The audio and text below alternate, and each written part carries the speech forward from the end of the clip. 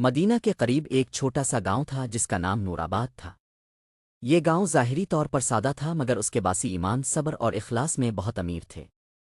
گاؤں کے کنارے پر ایک پرانا مگر مضبوط کچا مکان تھا جس میں عبد الرحمن نامی ایک نوجوان اپنی والدہ کے ساتھ رہتا تھا۔ عبد الرحمن ایک غریب مگر نہایت باکردار نوجوان تھا۔ اس کے والد کا انتقال اس کی کم عمری میں ہو گیا تھا، تب سے اس کی والدہ ہی اس کی دنیا تھیں۔ والدہ اکثر اسے نصیحت کرتی، بیٹا، دولت کم ہو تو کوئی بات نہیں، اگر ایمان مضبوط ہو تو انسان کبھی خالی نہیں ہوتا۔ عبد الرحمن دن بھر محنت مزدوری کرتا، کبھی کھیتوں میں کبھی بازار میں سامان اٹھاتا، اور جو کچھ کماتا اس میں سے کچھ اللہ کی راہ میں ضرور دیتا، چاہے وہ چند سکے ہی کیوں نہ ہو۔ ایمان کی آزمائش ایک سال نورآباد پر سخت قحط آیا۔ بارش نہ ہوئی، فصلیں سوکھ گئیں، جانور مرنے لگے، لوگ فاقوں تک پہنچ گئے۔ عبد الرحمن کا حال بھی دوسروں سے مختلف نہ تھا۔ کئی دن گھر میں چولہا نہ جلتا مگر اس کے چہرے پر شکو نہ ہوتا۔ ایک رات عبد الرحمن کی والدہ شدید بیمار ہو گئیں، بخار تیز تھا اور دوا کے لیے پیسے نہیں تھے۔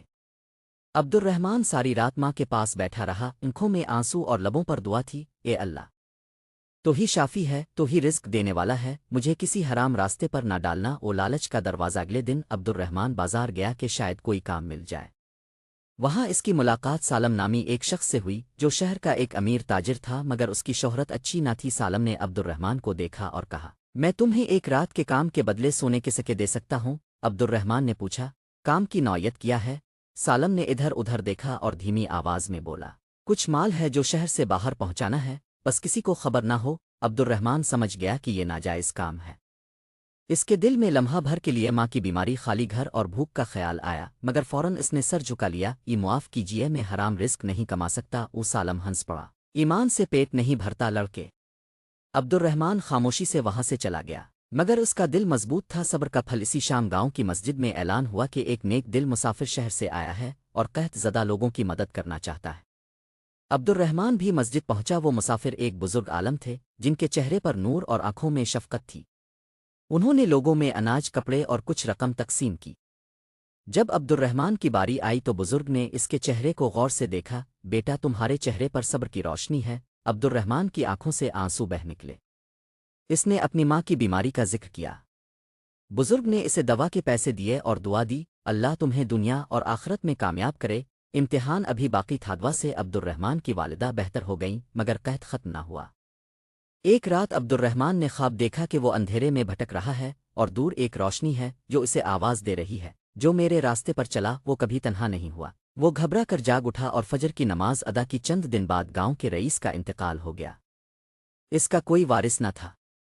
اس نے وصیت میں لکھا تھا کہ اس کی زمینیں اور مال کسی ایماندار اور غریب شخص کو دیے جائیں جو اللہ سے ڈرنے والا ہو۔ پورا گاؤں حیران تھا کہ یہ کون ہو سکتا ہے۔ جب بزرگ عالم نے گواہی دی کہ عبد الرحمن سب سے زیادہ اس معیار پر پورا اترتا ہے تو سب کی نظریں اس پر جم گئیں۔ عبد الرحمن کانپ گیا، میں اس قابل نہیں ہوں۔ بزرگ مسکرائے، اللہ جسے چاہے عزت دیتا ہے، اقتدار نہیں۔ خدمت۔ عبد الرحمن کو گاؤں کی زمینوں کی ذمہ داری دی گئی مگر اس نے خود کو مالک نہیں بلکہ امانت دار سمجھا۔ اس نے سب سے پہلے غریبوں کا قرض معاف کیا، یتیموں کے لیے مدرسہ بنایا اور ایک کنواں کھدوایا۔ وہ اکثر کہتا، یہ سب اللہ کا دیا ہوا ہے، میں تو صرف تقسیم کرنے والا ہوں۔ سالم وہی تاجر یہ سب دیکھ کر حسد میں جلنے لگا۔ اس نے عبد الرحمن پر الزام لگانے کی کوشش کی مگر سچائی کے آگے اس کی ایک نہ چلی۔ آخری پیغام۔ سالوں بعد عبد الرحمن ایک نیک اور معزز بزرگ بن چکا تھا۔